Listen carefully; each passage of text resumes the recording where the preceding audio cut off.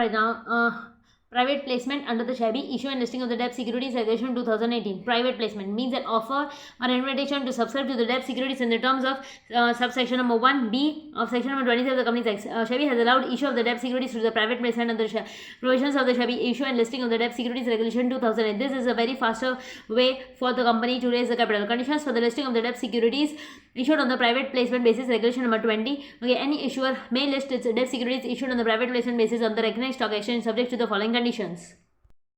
Okay, A.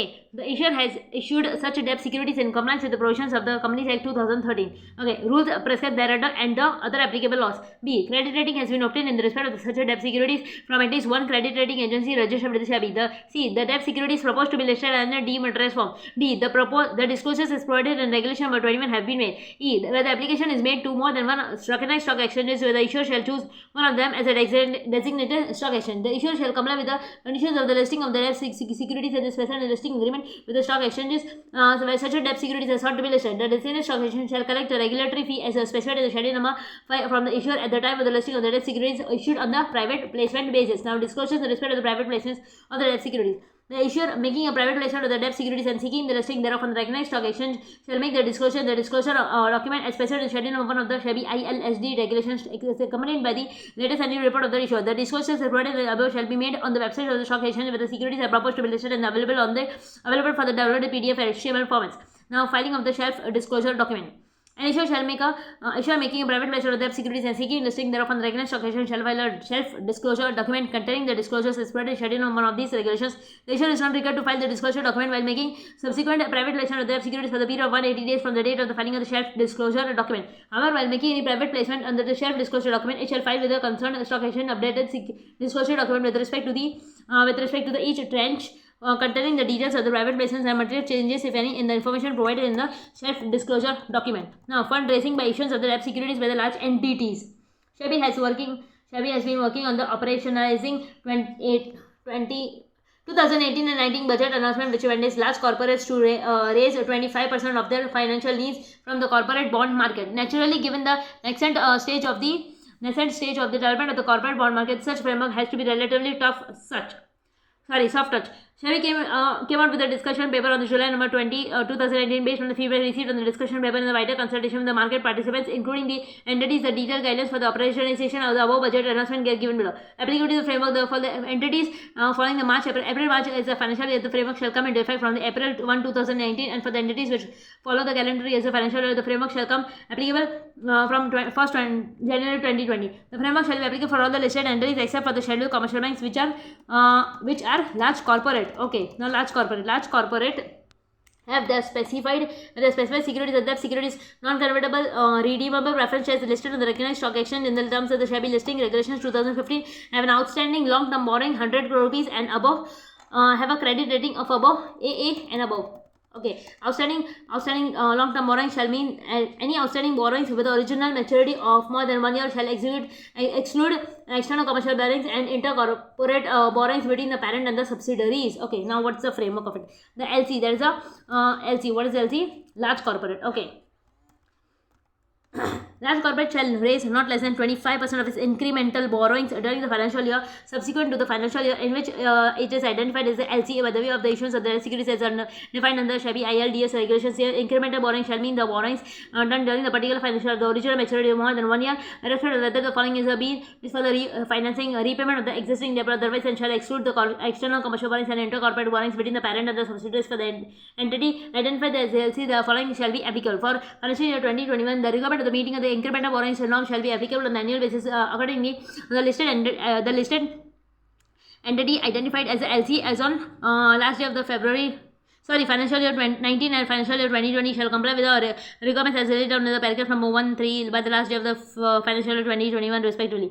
However, in the case where the LC is unable to comply with the above requirements, it shall provide an explanation for such a shortfall to the stock exchange. Second, from the financial year 2022, the requirement of the mandatory incremental borrowings by the LC in a FI will need to be met over a continuous block of 2 years. Accordingly, the listed entity identified as LC as of the last day of the FI T-1 shall have to fulfill the requirement of the incremental borrowings for FIT over financial year T and the T+1. However, if at the end of the 2 years that is the last day of the financial year T plus 1, there is a shortfall in the requisite borrowing, that is actual borrowings to the debt securities less than 25% incremental borrowings for the financial year T, a monetary penalty fine of 0.2 percentage of the shortfall in the borrowing amount shall be levied, and the same shall be paid to the stock exchanges. Now, disclosure requirements for the large entities. A listed entity identified as an LC under the instant framework shall make the following disclosures to the stock exchanges where the securities are listed. Within 30 days from the beginning of the financial year, disclose the fact that they are identified as large companies, large corporates. Within 45 days of the end of the financial year, the details and governing borrowings are done during the FI. Okay, now the disclosure shall be certified both the company secretary and the chief financial officer of the LC. Electronic mechanism for the issuance of the securities and the private placement. Okay, in order to streamline procedures for the issuance of the debt securities on the private placement basis and enhance the transparency to discover the prices, SEBI has laid down the framework for issuance of the debt securities on the private placement basis to the electronic book mechanism, which provides the following. Okay, arranger. Now these are the definitions. We are gonna go down quickly through all the definitions. Now arranger means a SEBI registered merchant banker, broker, or a RBI registered primary dealer who on behalf of the eligible participants bid on the EBP platform, provided that any of the aforesaid entities prior to acting as an arranger is in an issue shall be authorized by the issuer to act as an arranger for that issue. Electronic book provider. EBP means a recognized stock action with pursuant to obtaining the approval from the SEBI provides an electronic platform for the private placement of the securities. Eligible participant means the following: eligible participants, qualified institutional buyers. QIBs as defined in the SEBI issue of the capital and disclosure requirements regulation 2018. Any non-QIB investors, including the arrangers, who has been authorized by the issuer to participate in the particular issue of the EBP platform. All right. Electronic book provider. Electronic book provider platform or the electronic platform is a platform provided by the EBP for the private placement of the securities. Estimated cutoff yield means yield so estimated by the issuer prior to the opening of the issue. Now eligible issuer. Who the eligible issuer? The following issuers shall have the option to follow either electronic book mechanism or the existing mechanism. A single issue inclusive of the green shoe option, if any, 200 rupees crore or more. Okay. A shelf issue consisting of the multiple tranches which cumulatively amounts to 200 crore rupees or more in a financial year, and subsequent issue where aggregate of all the previous issues by the issuer in the financial year equals or exceeds rupees 200 crore. Okay, electronic book provider and its obligations. The recognized stock exchange repository are identified to act as an EBP. And EBP shall provide an online platform for the placing the bids. Okay, now shall have necessary infrastructure like adequate office space, equipment, risk management capabilities, manpower, and other information technology infrastructure to effectively discharge the activities of the EBP. Now shall ensure the private placement memorandum, term sheets, and other issue related information is available to the eligible participants on its platforms immediately on the receipt of the same from the issuer. Has adequate backup, disaster management, and recovery plans are maintained from the EBP. Shall ensure safety, security, integrity, and reliability of the data. The EBP platform so provided by the EBP shall be subject to the periodic audit by the Certified Information Systems Auditor (CISA). Certified Information Systems Auditor. EBP shall make an information related to the issue available on its website. Now obligations and the duties of the EBP. EBP shall ensure that all the details regarding the issues in the update on the website of the EBP. EBPs shall together and ensure that the operational procedure is standardized across the EBP platforms and the details of operational procedure is disclosed on the website. So where an issuer has disclosed estimated cutoff yield range to the EBP, the EBP shall ensure the electronic audit trail and the secrecy. All the EBPs shall ensure the coordination among the assets and also the depositories has to ensure that the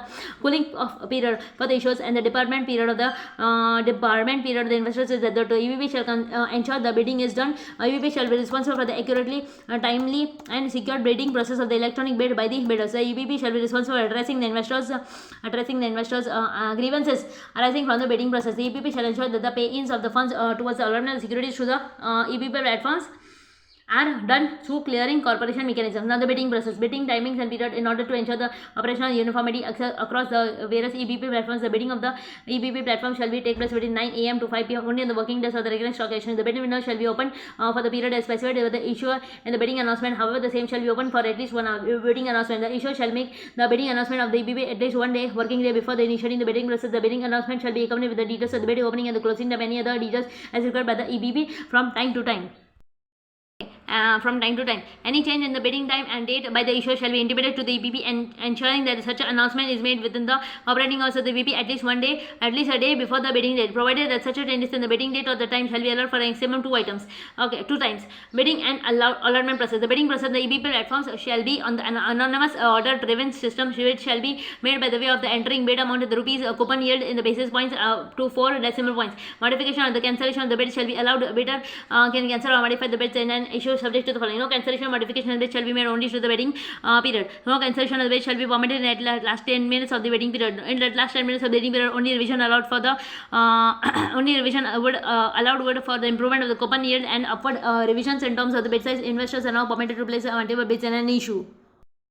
The bid placed in the system shall have the audit trail, which includes the bidder's identification details, timestamp, and a unique order number. Further, against such a bid, EBP shall provide an acknowledgement number. All the bids made on the particular issue shall be disclosed on the EBP platform on the real-time basis. Allotment to the bidder shall be done on the yield priority basis in the following manner. All the bids shall be arranged in the ascending order of the years, and the cut-off deal shall be determined. All the bids below the cut-off deal shall be accepted, and full allotment should be made to the bidders. All the bids received as a cut-off yield allotment shall be made on the pro rata basis. Now, streamlining the process of the public issue under the SEBI issue and the listing of the debt securities regulations 2018. Streamlining. What is the streamline? Now, in order to make the existing process of the issuance of the debt securities easier, simpler, cost-effective for both the issuers and investors, and the SEBI ILSD, that is the issue and listing of the debt securities regulations respectively, SEBI has reduced time taken for listing after the closure of the issue to the 6 working days as a present requirement of the 12 working days. Okay, submission of the application forms.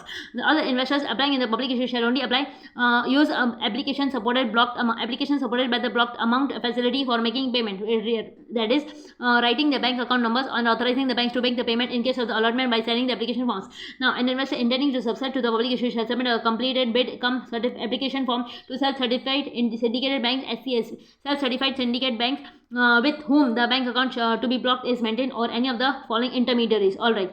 Now we are reading this. Further, the white circular dated 23rd November 2020 SEBI introduced a unified permits UPI, unified permits interface UPI mechanism as an additional mode for the application through the online app web interface and the public issue of the securities, providing an option to the investors to apply in the public issue of the debt securities through the app web interface of the stock exchanges with the facility to block the funds through the unified payment interface UPI mechanisms for application value up to 2 lakh rupees. Application value up to 2 lakh rupees. Okay, UPI.